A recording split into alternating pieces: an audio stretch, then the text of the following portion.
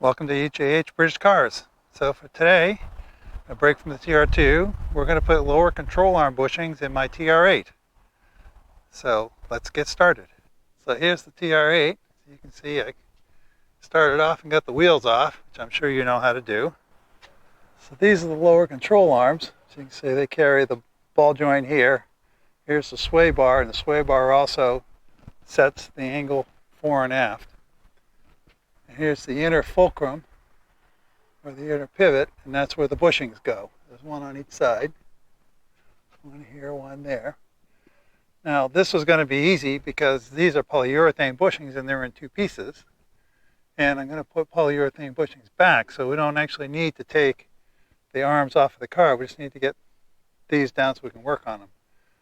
On stock, these would have had solid rubber bushings in them. And I suppose you can drop them down and use the two socket trick with the long bolt to push them through, or drop the ball joint and take the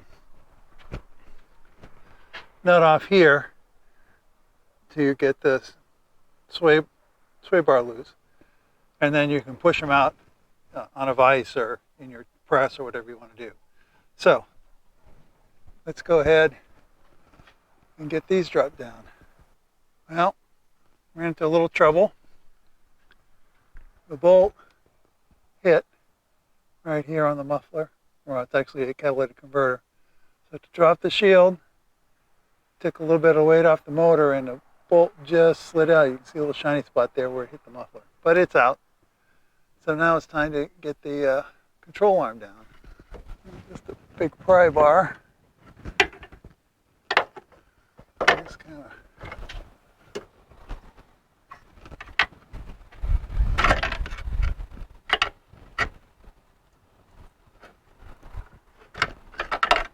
there we go. It is out. Just need to push that steel tube out of it.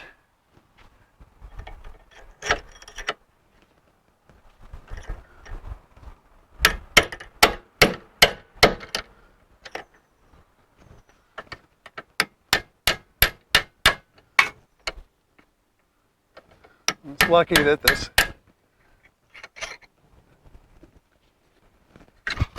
this punch fits really nice. This punch really fits nice just to push that out. And with that out of there, the bushing should come out fairly easily. It's been in there, boy, 10 years or more. I guess it's a little stuck. You can see, I don't know how well you can tell, but if you look, you can see it's just worn away at the top there a little bit. And I do notice that these new bushings all come with a silicone grease that they say to use, which they didn't used to say that. So the rubber bushings that are stock, basically all the movement is taken up in the rubber. And what's happening with these silicones, which is because they're so much more rigid, though they're more rigid than rubber, they're less rigid than steel, obviously, is that the center tubes turn inside of the bushing, and that causes wear. So I actually had this same problem on another car. So here's the grease, and we'll just take a little bit, put it in there, and it's just of a size I can get my little finger in there. And the inside surface of this is not smooth, it's textured, and I expect that's to allow the grease to have somewhere to be, so when you push this through it, this doesn't push the grease all out. So we'll put that in. And get one in on the other side. Do the same thing. Get some grease in there. Kind of work it around well so you really fill that textured surface with lubricant. I suppose it doesn't hurt to put a little bit on the outside too. That's a little 2 ounces or something of grease, and that's plenty to do this. Well, there's the 2 bushings in. There's the steel tube. I'll pre-lubricate that as well. If I can't get a bit of that off my fingers.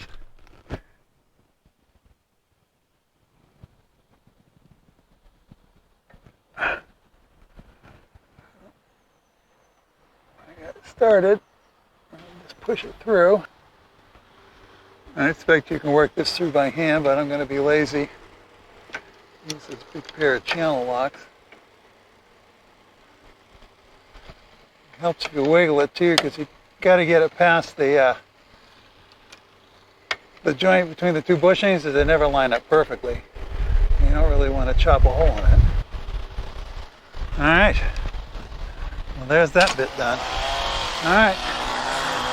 So just have to push this forward a little bit, and then up.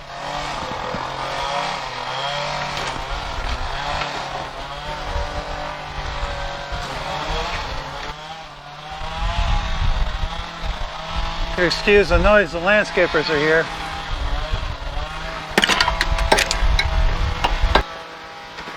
So it feels like that tube's a little bit bigger than the old one. So I'll just see if I can't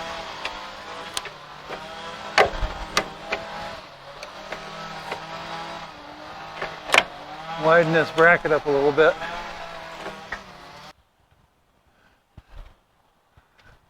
So I gave it a couple of love taps with this. And that seems to loosen it up just enough to let it go in a bit easier. Yeah, much better.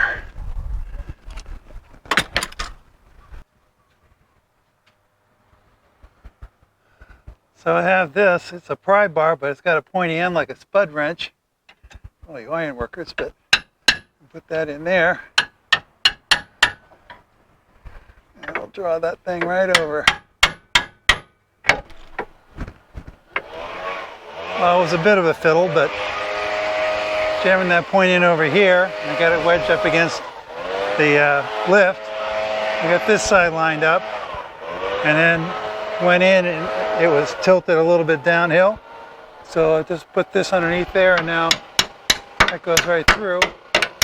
I also notice I put this on the opposite way, it came apart, and that's so that the next time I have to do this, hopefully never, I won't have to fight that catalytic converter anymore. Yeah, we'll tighten that up again.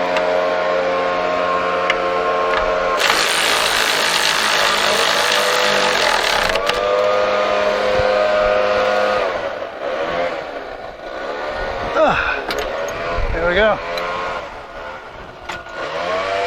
But this catalytic converter shield back in place, and then I'll go do the other side.